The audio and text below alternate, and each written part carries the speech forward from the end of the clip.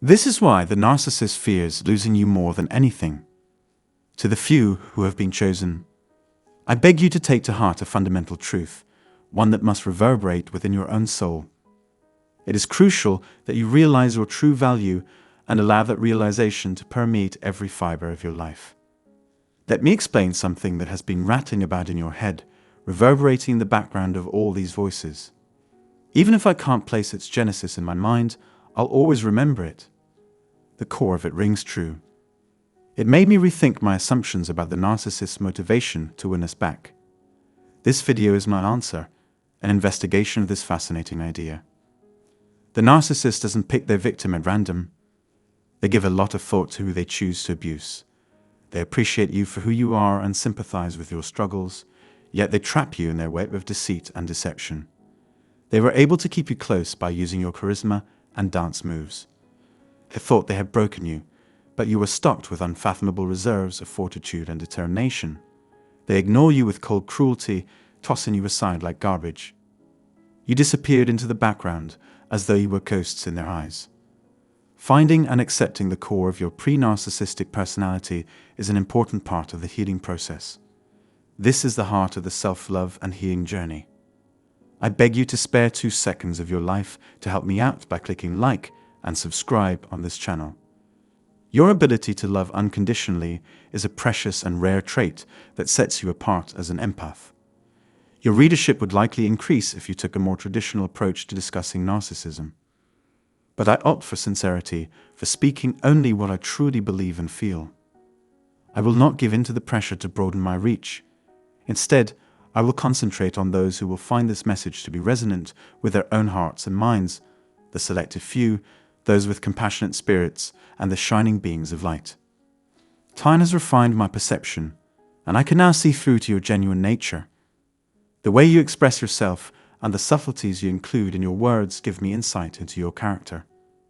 I read each and every comment and do my best to respond to each and every one. There is, however, an essential part of this that you must understand, an absolute fact. The narcissist needs you to help him or her through life. They are really overwhelmed. They use us as a stepping stone to go to a higher level, a more prominent platform, or the peak of their success.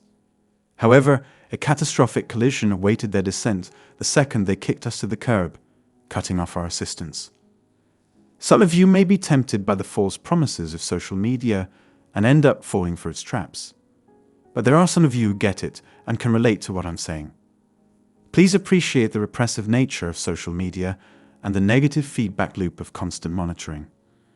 Don't you see that they can feel your eyes on them? Remember, reader, that the narcissist will always require your attention. We don't need the narcissist to survive. They make you feel responsible for their own inadequacies, and you accept them unconsciously. It's a burden that makes you feel as though you can't live without them. You must realize that the narcissists, no matter where they go or who they try to ensnare as their new supply, will never be able to replenish the vitality they drain from you. Your supply was custom-made just for them, making you their only option. Narcissists feel they can get their fix anywhere because of their grandiose sense of self-importance and self-delusion. This, however, is not the situation. The narcissist needs you as a stepping stone to success and can't get forward without you. If you suddenly stop helping them, their foundations will collapse and they won't be able to survive. Their efforts to diversify their supply chains away from you will be for naught. Since true love is so uncommon among the human emotions, if you gave it to them, you were the one and only source of that priceless feeling. Authentic love does not permeate our lives on a regular basis. You are an A+ supply, a once-in-a-lifetime force of love, if you have done everything in your power to keep the connection alive and well. Even after organizing run-ins with the law and ruining my reputation, the narcissist tried to hoover me 4 years later. They kept up the charade by making up profiles and manipulating others. I decided to act the part, so I asked if there was an issue while pretending to be a young person. My plan all along was to drag out our conversation, collect evidence, and then report their nasty behavior. They had been planning to hurt me and ruin my life for some time, and they wanted you to be a part of the devious operation. This is a message for empaths. who have an incredible quality that has been honed through pain and suffering. You are not alone in experiencing eternal turmoil as time passes. This message is intended for people like you who have an outstanding character refined by suffering. Keep in mind that the hoovers will progress similarly as you may find yourself in the middle of one. Don't stress yourself at the prospect of a hoover and wait patiently. Maintain a relentless resolve to succeed in everything you do. Keep in mind that you were the one truly special love in their lives, and they will never find another like you. Narcissists are masters at deception, so don't fall for their tricks. They are experts at deception, and when they smile, they give the impression that they are truly enjoying themselves. A quick Google search for narcissist holidays will turn up several videos detailing people's nightmare scenarios on traveling with narcissists. The point is that despite how happy they may seem on the surface, they really are miserable on the inside. Understanding the concept of leveling will help you recognize the tactics used by narcissists to drag you down to their level of misery. Their goal is to make you into a reflection of their own dissatisfaction and therefore create a fair playing field. There is light at the end of the tunnel, no matter how dark the situation or how deep the wounds. I can assure you that it is not a train barreling down on you. A person may look back with remorse on their time spent with a narcissist, but now would do anything to get away from them. They are perplexed by the possibility that their behavior will provide them with narcissistic supply. The author's goal, however, is for the characters to realize their value and begin a process of self-improvement. They are aware of the flaws in the selection and training procedures that led to their selection. Before they knew it, they were already in the midst of a thorough screening process. The author reflects on a personal experience with a narcissist in which they were put through a series of tests designed to determine how devoted and involved with other women they would be. Their phone was assaulted by the narcissist, who then secretly followed their every step. In today's transient society, such dedication is invaluable. Narcissists are an excellent source of supply.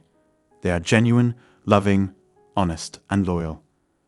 They care deeply and faithfully follow through on their promises. When they run out, though, they may resort to unacceptable behavior and find it difficult to function in society. Putting faith in oneself, one's own intuition, and God's omnipresence can help them triumph over this difficulty. The narcissist's front of unflappable elation may not hold up for very long, but eventually its cracks will show. We leave a wake of regret and the realization that life is more challenging without us. Owning the most potent energy source is like owning a high-definition television, but only using a black and white picture. Both capture the spirit of a cola, but neither is the original Coke. The significance of our connection to the narcissist is beyond their ability to fathom. Some of us have children with the narcissist, and our connection to them is so profound that the narcissist cannot fathom it. The narcissist can learn to cope without us if we help them recognize and appreciate the strength of our bond. While the narcissist struggles to develop meaningful relationships with their offspring and other people, they have no trouble bonding with their source of reinforcement. Their most reliable source of support comes from our ability to provide premium materials. Remembering our worth lies in the core of our spiritual being, we must give them permission to explore and discover new resources. Without them, the narcissist is unable to thrive. In order for them to learn about themselves, they must go through the pain of being ignored and having the door slammed in their face. Narcissists can get insight into their true nature by being forced to confront the truth about their narcissism. Seeing someone come into their own is a great thing. Recognize your value and avoid comparing yourself to others. Nothing can compare to spirituality and the substance of your soul, and our souls have power far greater than any amount of money in existence. The real mark, your inner resources, are what truly matter, not your monetary or material success. This is a link to your innermost self, the genuine you that exists beyond the superficial. Without you, the narcissist is finding it difficult to function in their world. Because of the discord and disorder they've sown among you, it's highly doubtful they'll ever return. Without genuine regret or an honest acknowledgement of the hurt they have inflicted, they wouldn't even have the guts to inquire, "Hi, how are you doing?" If they were in your shoes, the greeting "Hi, how are you doing?" is a cruel test of your patience and good humor. Instead, Take a humorous tack and criticize them. It'll show how much they needed you. A reader described a narcissist who, after initially rejecting a spiritual path, came to appreciate it and even embrace it. He gave him some of his thoughts, but he had to go out and find his own proof. This information inspires you to search for confirmation in ways that make sense to you. After 3 years of torture, the narcissist's veneer began to collapse, and the children involved began longing and praying for him to return. Because of the kid, they were able to keep talking to each other despite everything that was going on. The author stresses that narcissists are the epitome of evil, cloaked in darkness with barely a sliver of goodness shining through. They're trying to discover evidence of you everywhere they go, but they won't be able to. They're going the wrong direction, trying to catch a mirage. If you take away the rose-colored glasses they wear, lower your expectations, recognize the manipulative games they play, put up barriers to keep their poisonous energy out of your heart, and stop feeding their need to attention, it will eventually wither and die. They'll start pining for you behind your back, then openly, and finally in your face. Keep your ears open for the narcissist to make an appearance. They may temporarily put us on the back burner, but they'll never really finish with us. You'll be cured and ready to confront them though, since God and the cosmos have your back. This is just one piece of a much larger spiritual spectrum, a deep evaluation of your path. Soul connections are potent, but if a narcissist sees you putting yourself back together, they'll want to tear you down again. Stop waiting for the hoover and start loving yourself. They'll suddenly appear again since they can't function in the real world without us.